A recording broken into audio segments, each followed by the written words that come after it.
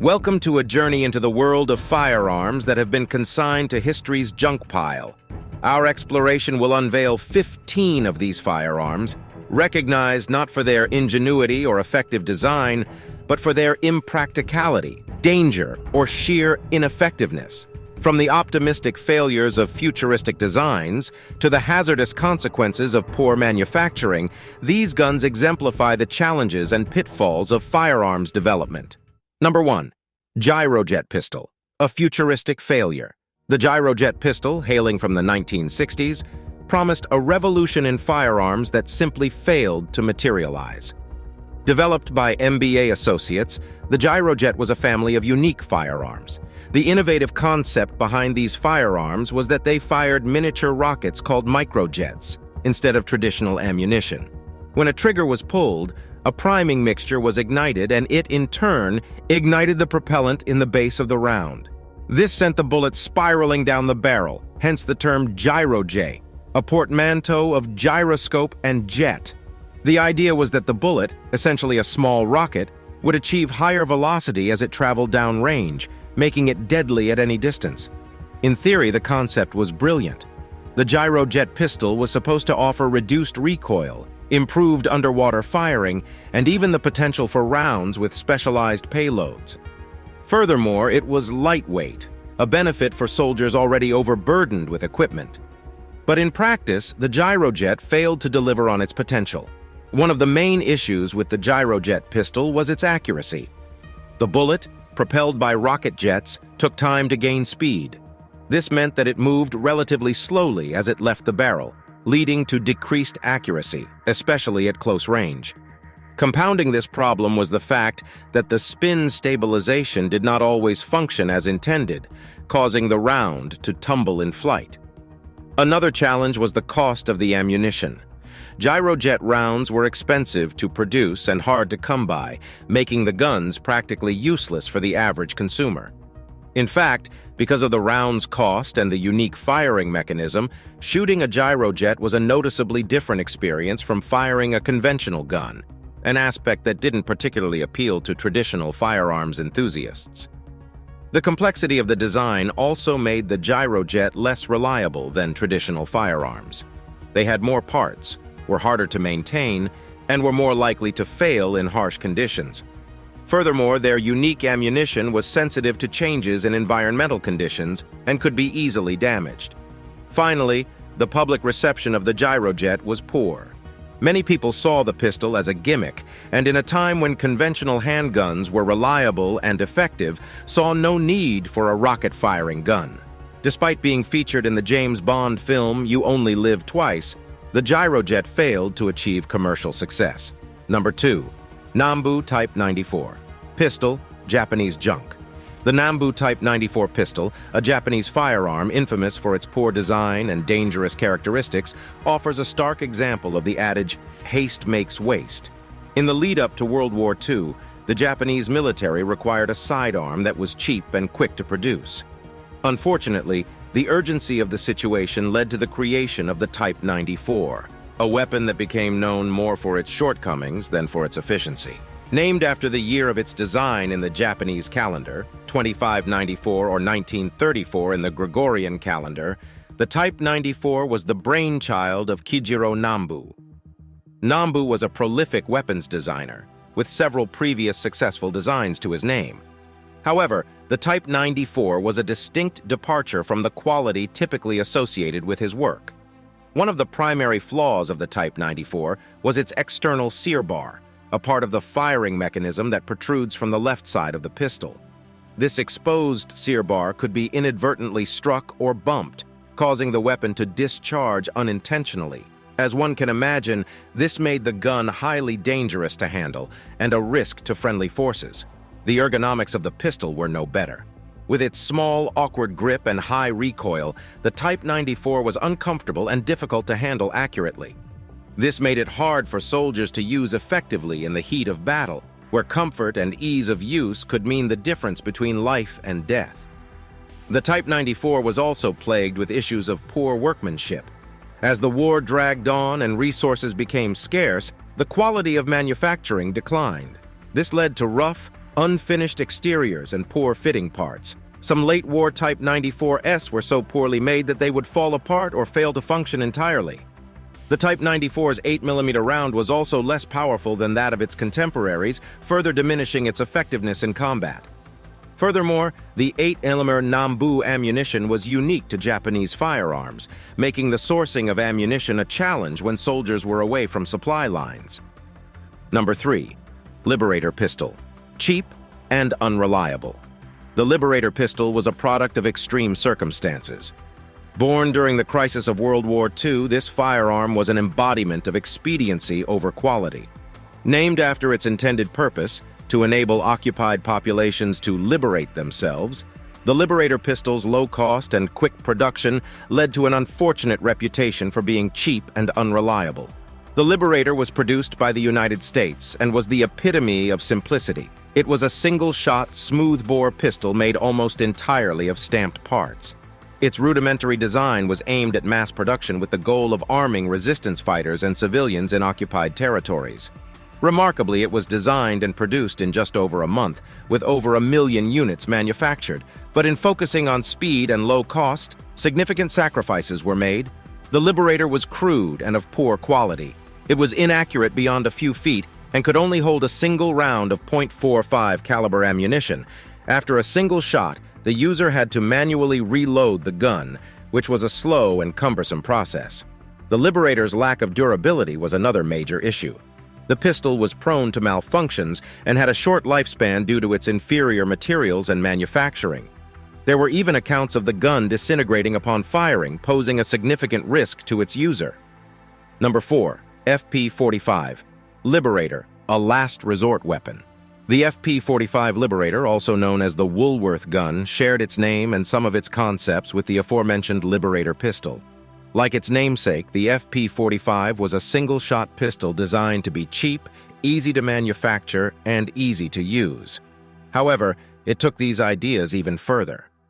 The FP-45 was also made entirely of stamped and welded parts, but it was even more simplistic in its design. It was so small and rudimentary that it had no grip, and the user had to wrap their hand around the entire lower part of the gun. Its firing mechanism consisted of a simple striker that was pulled back and released to fire. The FP-45 was designed to fire a single .45 caliber round, and, like the Liberator pistol, it had to be manually reloaded after each shot. However, due to its even simpler and cruder design, the FP-45 was less reliable and even more dangerous to the user than the Liberator. These weapons were intended to be used as a last resort in close combat situations, but their unreliability and danger made them unsuitable even for this purpose.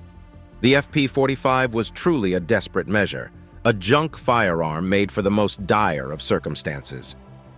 Number 5. Chaosha light machine gun, prone to jamming. In the annals of military history, few firearms have earned as much notoriety for unreliability as the Chaosha light machine gun. Produced by France during World War I, the Chaosha, while pioneering for its time as a light squad-level automatic weapon, was beset with problems that rendered it largely ineffective in the field. A key design flaw was the Chaosha's open-sided half-moon magazine. Intended to allow soldiers to see how much ammunition they had left, it instead provided an entry point for mud, dirt, and debris. In the trenches of W1, these contaminants often caused the weapon to jam.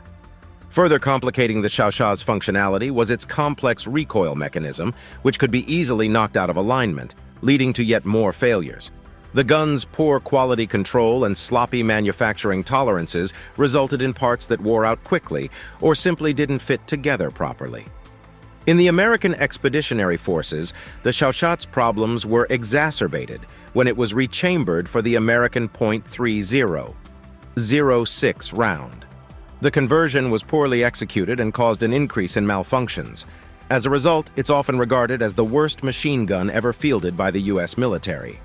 Number 6. Apache revolver, a triple threat. The Apache revolver, named after the Parisian street gang Les Apaches, who were infamous for using it in the late 19th and early 20th centuries, aimed to be a multi-purpose weapon, but ended up falling short in all areas. The weapon combined a revolver, a knife, and brass knuckles into a single compact unit. The idea was to provide the wielder with a variety of close-quarters combat options. In practice, however, the design had major drawbacks. The Apache revolver lacked a barrel and a sight, making it inaccurate at anything beyond point-blank range. The .22 caliber ammunition it used also provided insufficient stopping power. Its other features were similarly flawed. The knife was small and poorly positioned, making it awkward to use effectively. The brass knuckles were crudely made, lacked proper ergonomics, and were not sturdy enough for repeated use. These fundamental design flaws, combined with cheap construction and poor craftsmanship, resulted in a weapon that was more a novelty than a serious threat. The Apache revolver proved to be ineffective as a firearm, a knife, and as brass knuckles. As a result, it secured its place in history as an iconic junk firearm. Number 7. The Protector Palm Pistol, inconvenience at your fingertips. The Protector Palm Pistol, manufactured by the Minneapolis Firearms Company and the Chicago Firearms Company in the late 19th century, was intended as a compact, easy-to-use personal defense weapon. Resembling a small metallic donut more than a traditional firearm, the Protector Palm Pistol was designed to be concealed in the palm of the hand and fired by squeezing a protruding lever.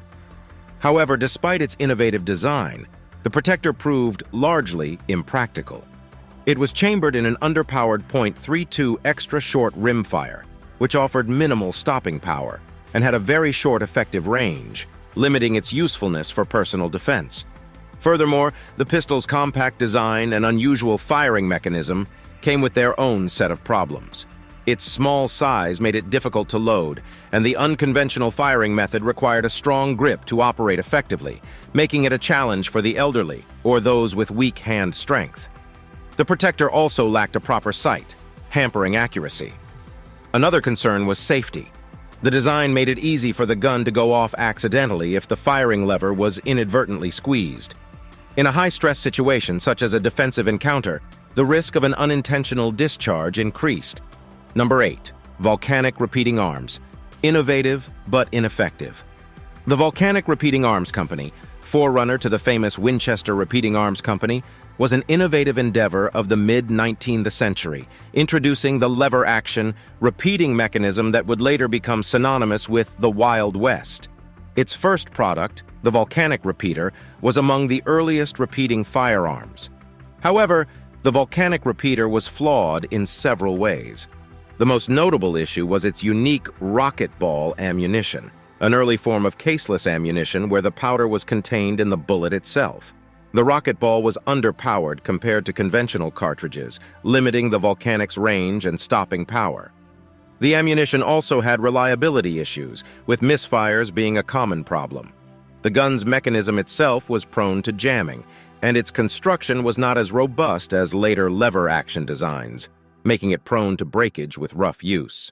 The Volcanic Repeater was, in a sense, ahead of its time, yet its groundbreaking features were hampered by its unreliability and inefficiency. As such, it serves as an interesting footnote in the annals of firearms history, an innovative design that was ultimately a commercial failure, paving the way for future, more successful iterations. Number 9. Mars Automatic Pistol, High-Powered Nightmare.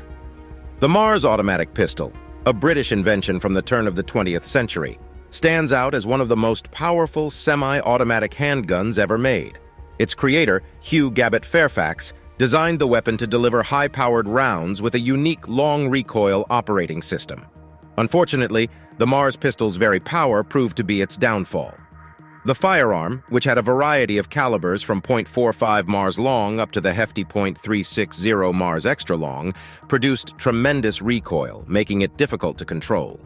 Soldiers who tested it found the recoil to be punishing, even hazardous.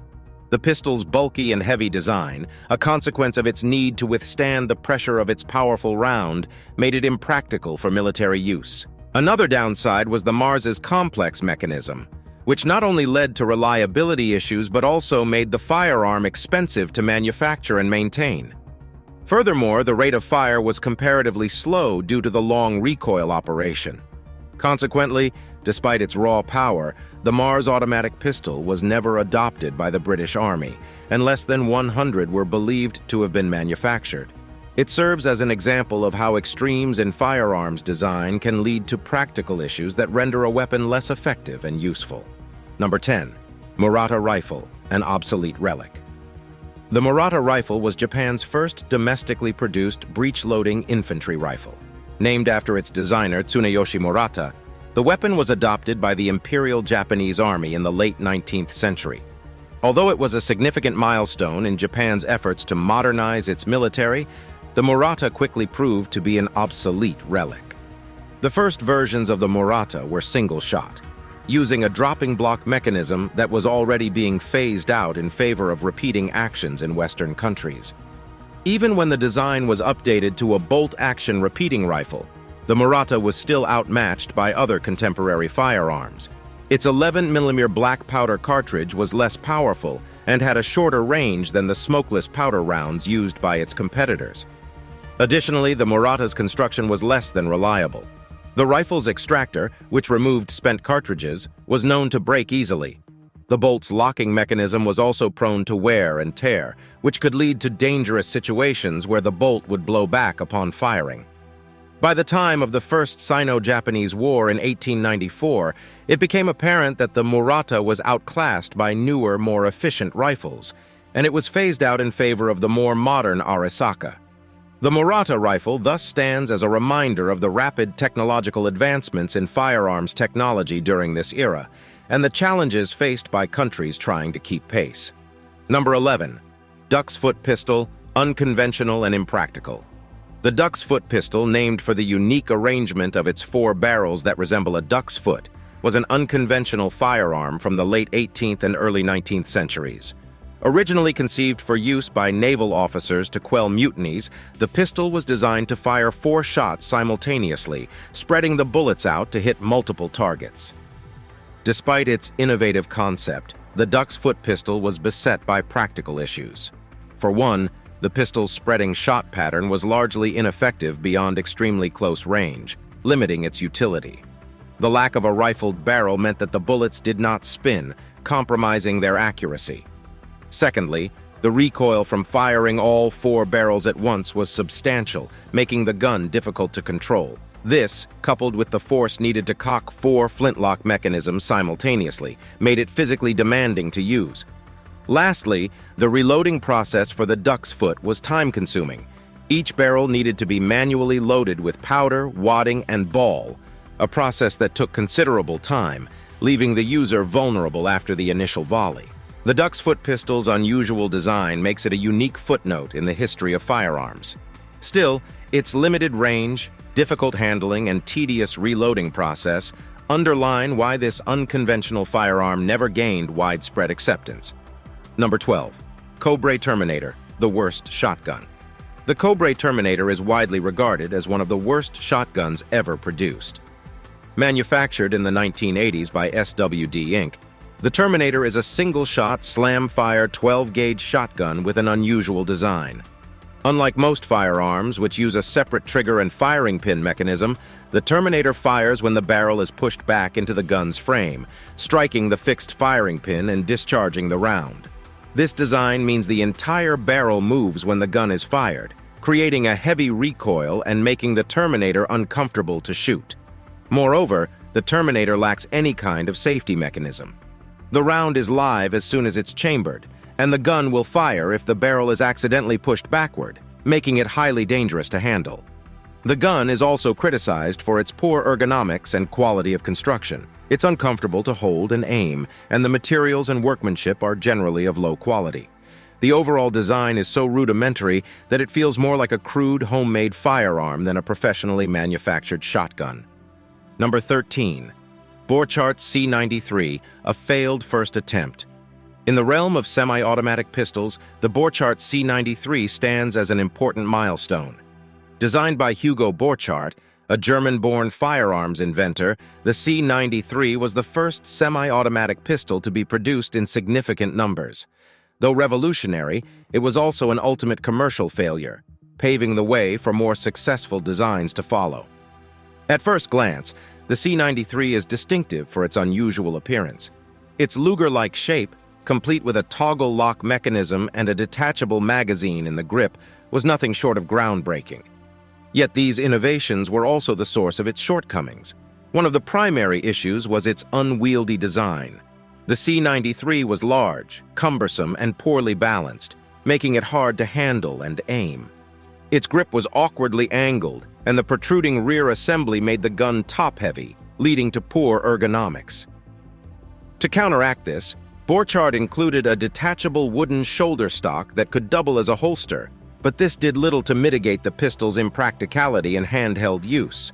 When the German army tested the C93 for potential military use, they concluded that it was too bulky, too heavy, and too complex.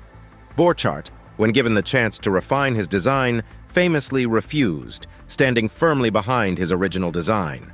This stubbornness opened the door for his assistant, Georg Luger, to refine and evolve the design into the aforementioned Luger P08, which fixed many of the C93's shortcomings. In commercial circles, the Borchardt pistol was equally unsuccessful.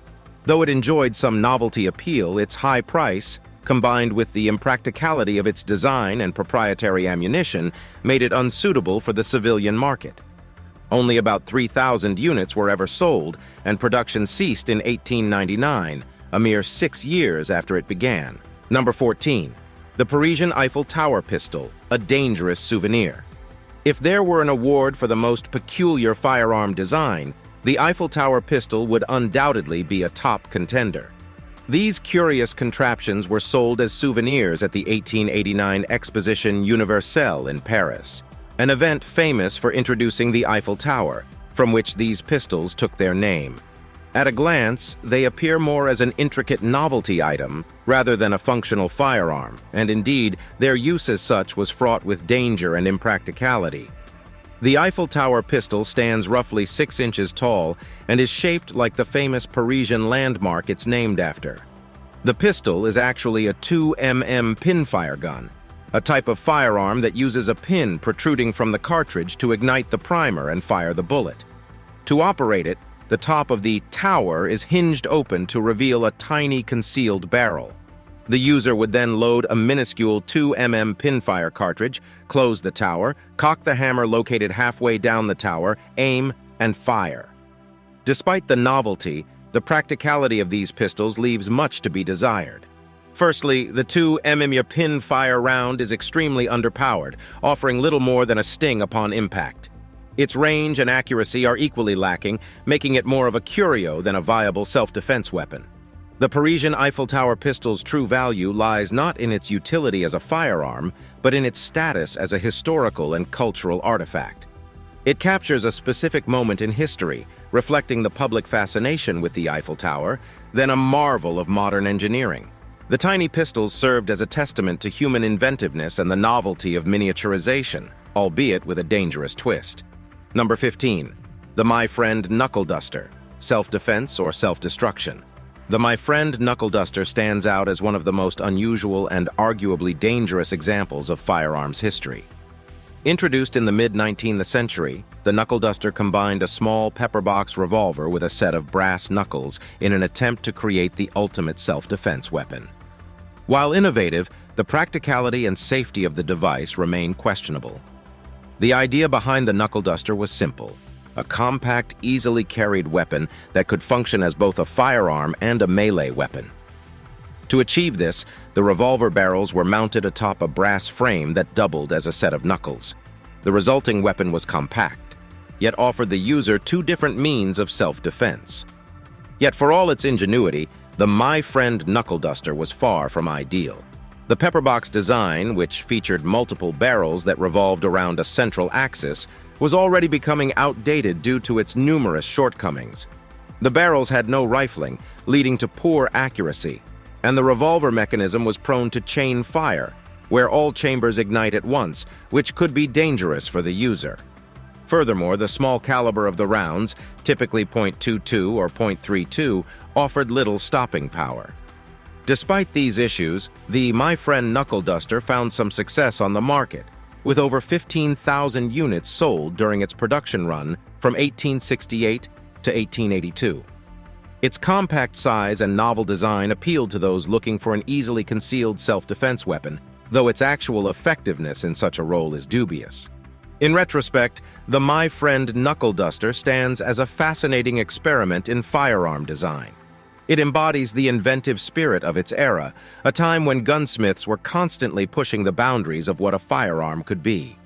However, it also serves as a sobering reminder of the practical and safety considerations that should not be overlooked in the pursuit of innovation.